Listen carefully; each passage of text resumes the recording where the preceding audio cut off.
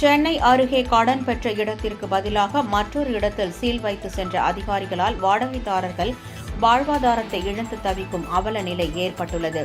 சென்னையை அடுத்த மடிப்பாக்கத்தைச் சேர்ந்தவர் பத்மாவதி. இவருக்கு அதே பகுதியில் 2 சர்வே எண் கொண்ட சொத்துக்கள் உள்ளன.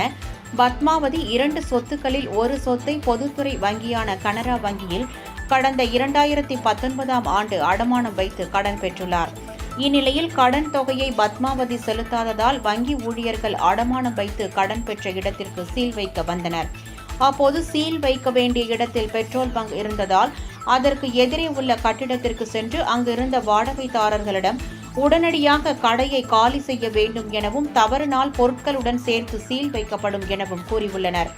ஆனால் வாடகைதாரர்கள் அவகாசம் கேட்ட நிலையில் அதை ஏற்க மறுத்த வங்கி ஊழியர்கள் கடைகளுக்கு சீல் வைத்துவிட்டு சென்றனர். அடமானம் வைத்து கடன் பெற்ற இடத்திற்கு பதிலாக மற்றொரு இடத்திற்கு சீல் வைத்ததால் வாடகைதாரர்கள் தங்கள் வாழ்வாதாரத்தை இழந்து தவிப்புக்குள்ளாகி வருகின்றனர்.